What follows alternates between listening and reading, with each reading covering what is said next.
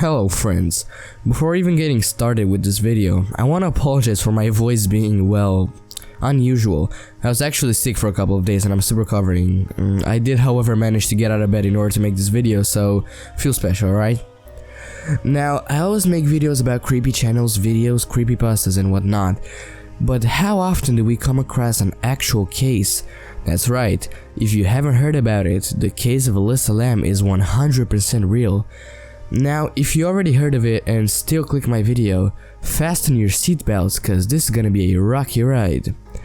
A little bit of backstory, shall we? In January 2013, a girl named Elisa Lam left her home by herself for a trip to Southern California, which she called her West Coast tour on her Tumblr blog. She mentioned different locations she was planning on visiting, such as San Diego, Los Angeles, and San Francisco. On January 26, she arrived in Los Angeles. 2 days after, she checked into the Cecil Hotel. Initially, she was assigned a shared room with a couple of roommates, but after her roommates complained about Elisa having a certain odd behavior, she was moved to a room of her own. Days passed and Elisa was supposed to be checking out of the hotel and getting contact with her parents, but she never did. The parents waited until eventually contacted the authorities and filled up a missing person report. Police came to the hotel but didn't check every room. They only checked the specific parts of the hotel they were legally allowed to, and nothing came of it. 1 week later, the police released an elevator footage of Elisa taken by a video surveillance camera, which soon became viral on the internet. I'm gonna let the video play for you so you can see it in its entirety. Feel free to skip it if you've already seen it.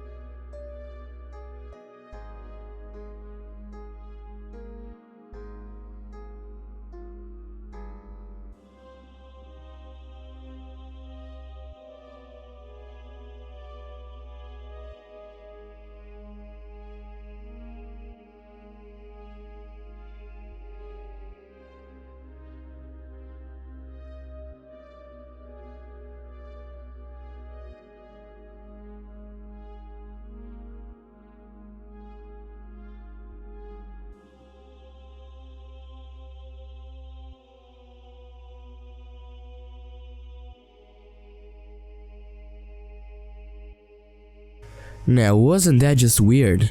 If you thought that was freaky, wait until the next part of the story. Few days after the releasing of the video, guests at the hotel started complaining about a bad taste and color in the hotel's water. Some even complained about a flooding. Upon investigating, an employee went to the roof of the hotel and opened up one of the water tanks. Inside, he found Elisa Lam's body stripped naked, with her clothes next to her. So, on February 19, Elisa's body was found in a water tank where she supposedly drowned. As I mentioned before, Elisa Lam had two blogs, one on Blogspot named Etherfields and the second one on Tumblr called Nouvelle. Elisa was much more active on Tumblr at the time, but on the Etherfields blog she would often talk about her issues. Elisa was suffering from bipolar disorder and depression. She would often mention her issues in her Etherfields blog. Depression sucks. I have no control over my emotions. I will be angry for 2 minutes and then sad again. I will be happy for half an hour and then emotional again. So far, all I've done is lay in my bed and watch episodes of Chopped. I'm just waiting for it to pass. Her parents also stated that she was in fact under the prescription of a bunch of pills, as shown in her autopsy report. Her body was carefully removed from the tank and carefully inspected. The autopsy revealed that there weren't any drugs in her system and her body wasn't harmed in any way. They also weren't able to find any capsule of a pill inside her body. Keep in mind that her body was inside the water tank for about 3 weeks, so there is a chance that any drugs inside her could have just washed off by then. Now, if you have already guessed, this case is still unsolved and nobody was yet able to find the truth behind it. There are lots of theories and questions about how she was able to open the door of the water tank. How did she get up on the rooftop if the door was supposedly locked and had an alarm? What is she doing in the elevator video? More or less logical explanations. We're going to break each one of those theories in large detail so we can have a better understanding at everything there's to know about Elisa and the Cecil Hotel. I made a scheme so you guys can better understand what we're looking at. First off, there are 3 times during her stay at the hotel where we know what is going on with her. First one is when she blogs about having arrived at the hotel. The second one is when Elisa is shown during the elevator video. Then she ends up in the water tank and her body is discovered. It's what happened between these intervals of time that we need to figure out. What happened to Elisa during her stay at the Cecil Hotel before the elevator video, and what happened after she left the elevator. Some facts have been brought up by people online, some being that you need a key to access the roof floor of the hotel, and that you need a ladder to get up to the water tanks. Both of these are entirely false. A user by the name of Kai Tang posted a video of her exploring the Cecil Hotel. At the last minutes of the video, the user is seen to have easy access to the rooftop. If a random person can get to the rooftop of the hotel so easily, it is no doubt that Elisa could have done the same.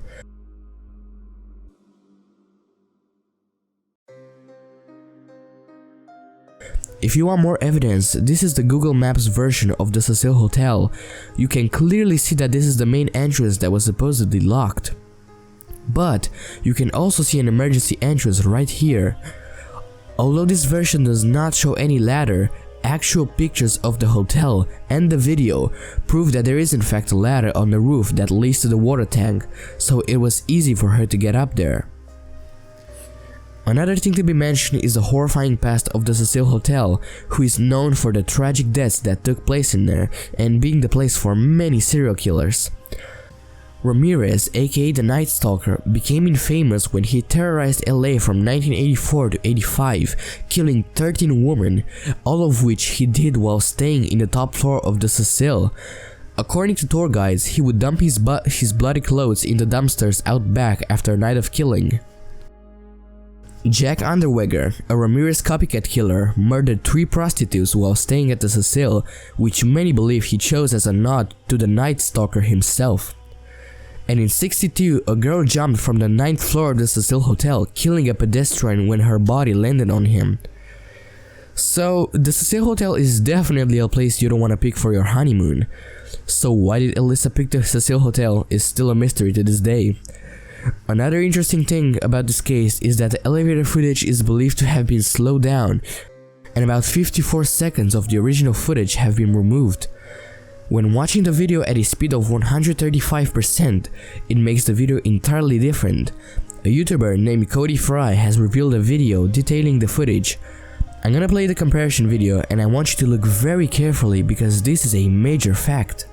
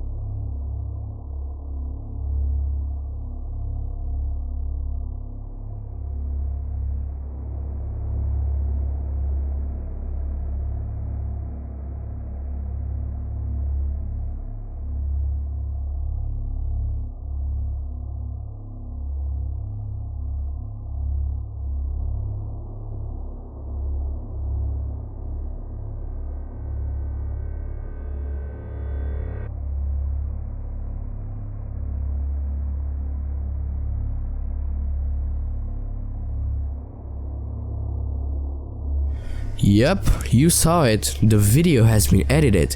People defending this fact have argued that this is the fault of the old CCTV camera, explaining why it's so slow. Well, should a video camera whose sole purpose is to capture everything going on have these kind of issues? It could, but it's less likely. And still, the video seems to be working perfectly fine in the other version, so again, it makes little to no sense that something like this would happen exactly when we need it to work.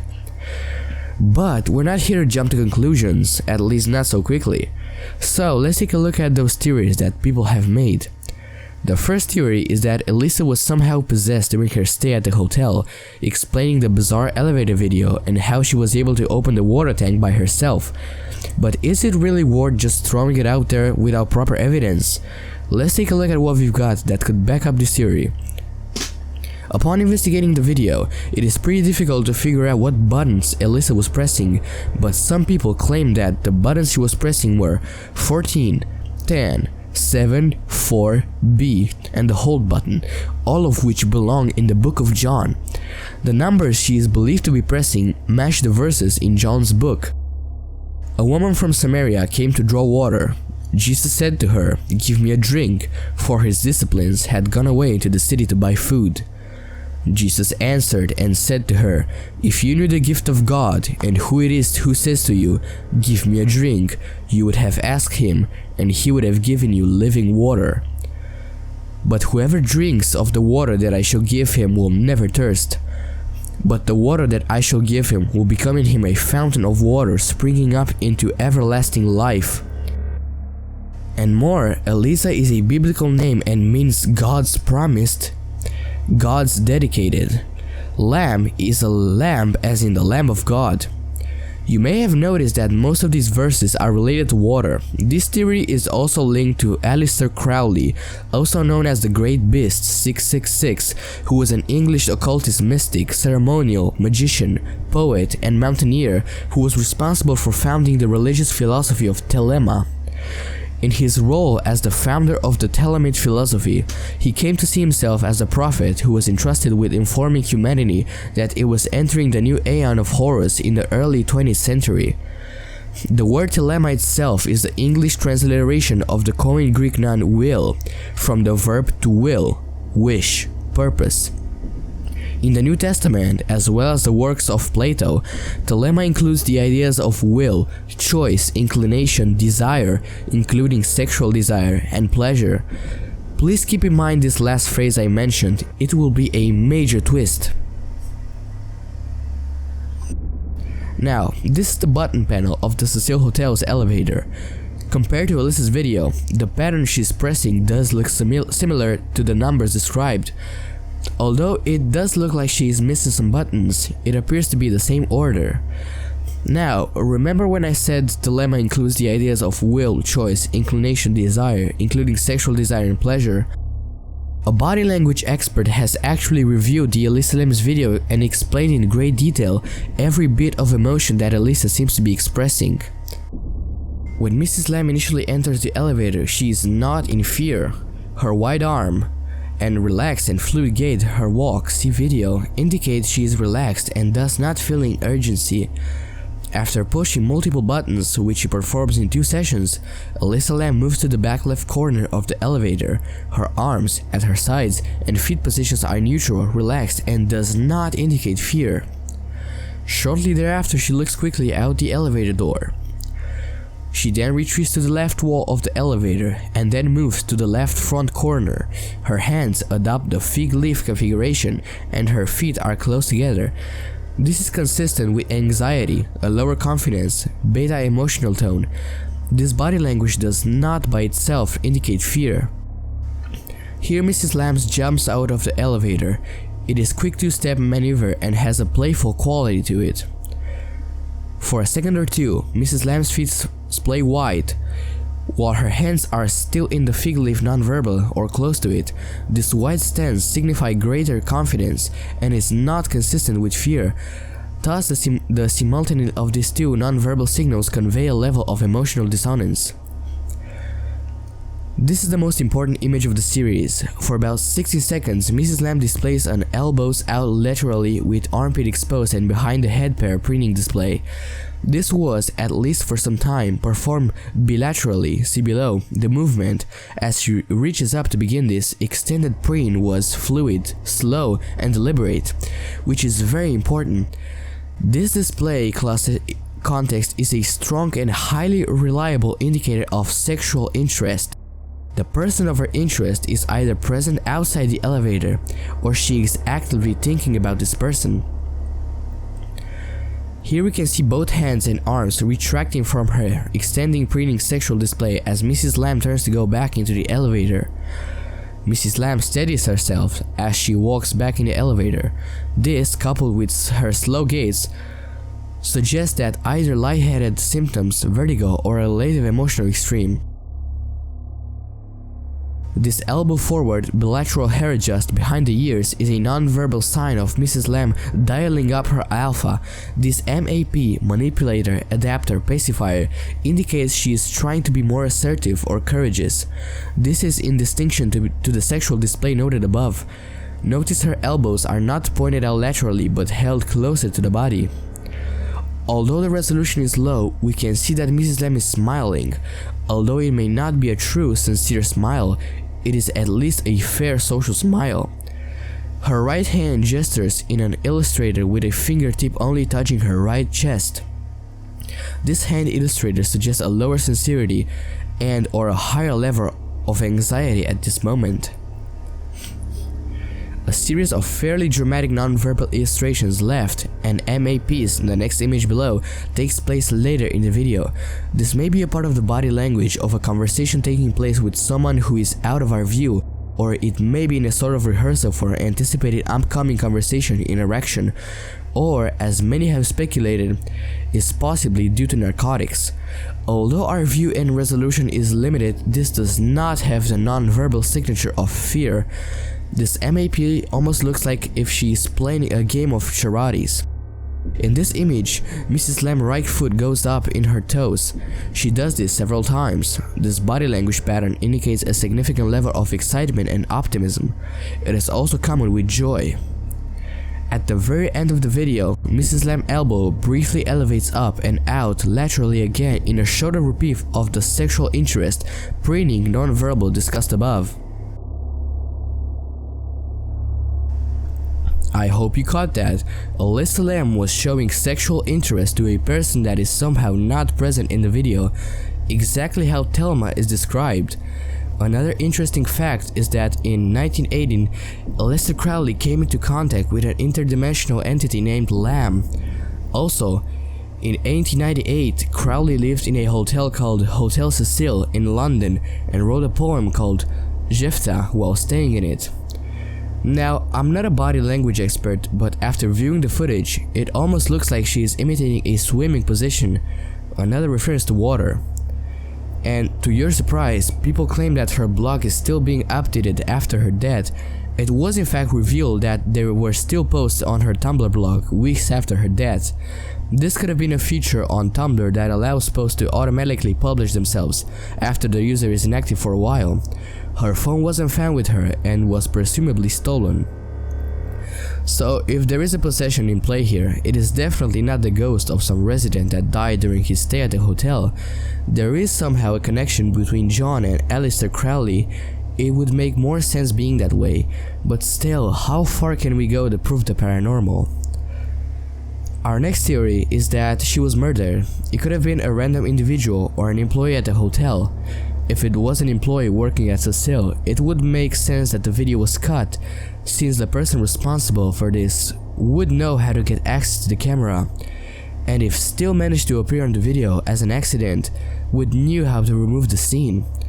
It would also make sense that he had access to the water tank and could have opened it, but like I mentioned, the autopsy revealed no body trauma, so the person that murdered Elisa might have took the advantage of this order. Remember that YouTube video I mentioned where a Chinese user walks around the hotel filming?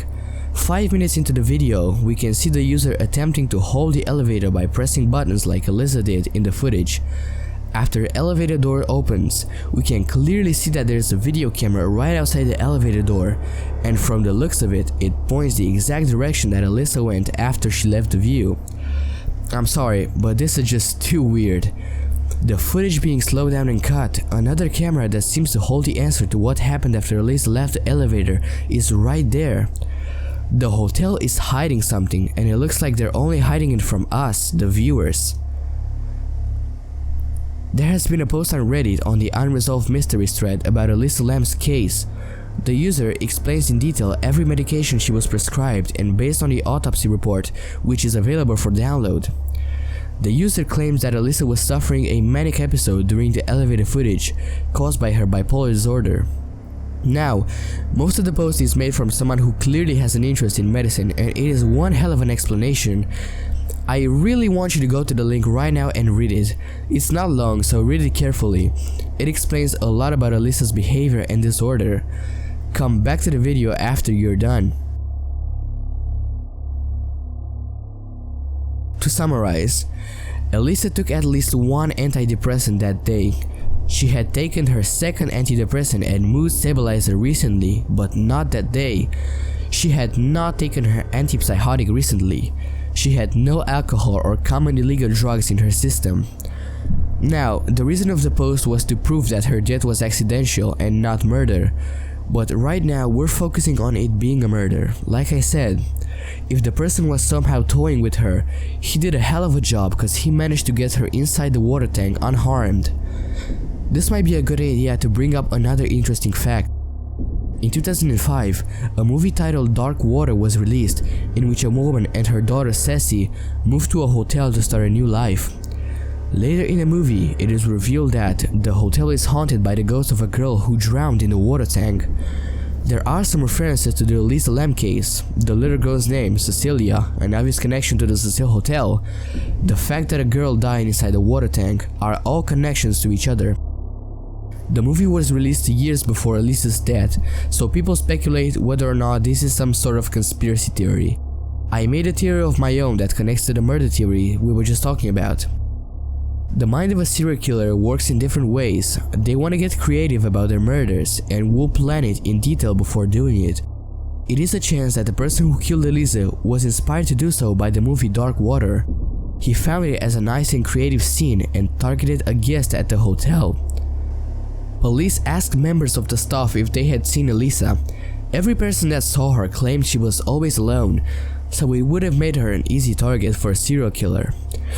Another theory is that she was attempting the elevator game, in which a person has to press a specific order of buttons in order to get the ritual working.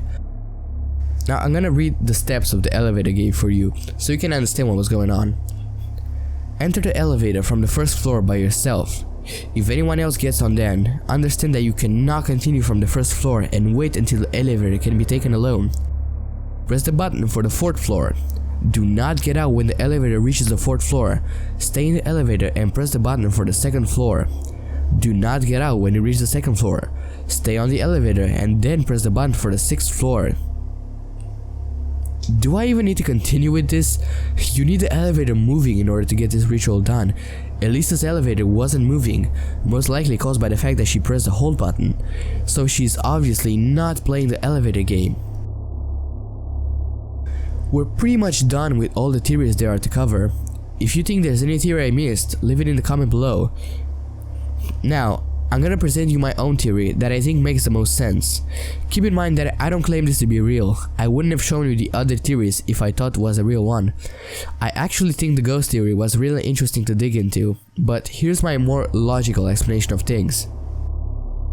Elisa was suffering from bipolar disorder and depression, which, according to the Reddit post I mentioned earlier, caused Elisa to act weirdly.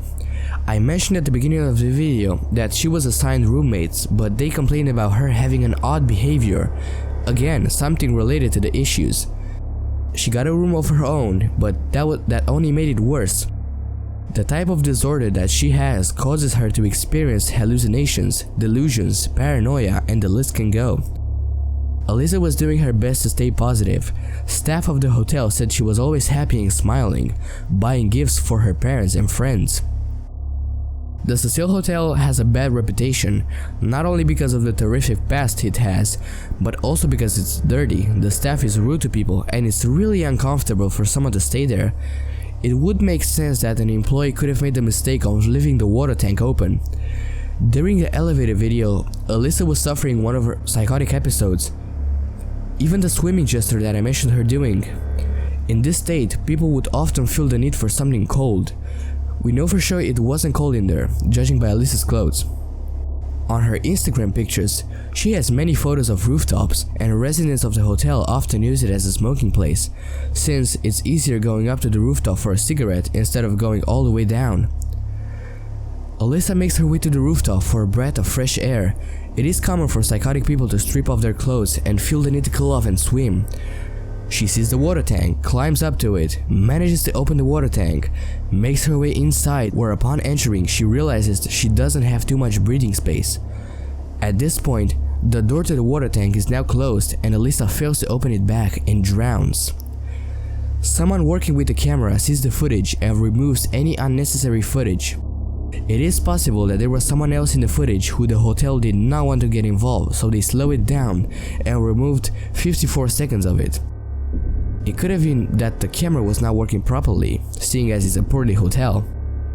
Whoever sees the footage probably realizes the situation and releases the video in hopes of automatically blaming her for anything that might have happened because of her disorder displayed in the footage.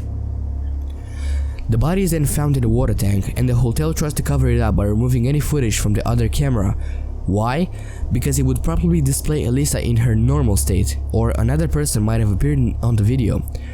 They made it so that the public thinks it's her fault and that she is to blame. The video of the second camera is posted 1 month later after her disappearance, so it's less likely that they got a camera after this happened. The hotel probably couldn't bear being accused of another death, seeing as someone had accidentally left the hatch open, so they tried covering up what happened. But still, you can clearly see that the hatch to the water tank is relatively small, and it doesn't take that much effort for someone to open it. The more you look into this, the more it seems like a tragedy and less like a mystery. No matter which way you try to shape the story, it always becomes a dead end. Well, I guess this is pretty much everything that we had to cover for this video. I have to admit, this was a pretty interesting ride. I actually liked this. And hold on, the script is over, I don't know what to say right now. But you know, at first I didn't really want to make this video, not because there's a lot of ground to cover, there's a lot of research you have to do, not only that, but just because at the end I kind of feel sorry for her, you know, just for her family in general and all that. But yeah, I really hope that someone either gets to the bottom of this or just lets it be, you know. Thank you so much for watching. If you want to keep in touch with what I do and such, you can follow me on my Facebook or Instagram. If you like my content, please support me by leaving a like on this video and subscribing if you haven't already. And with that, thank you for watching, and I'll see you next time.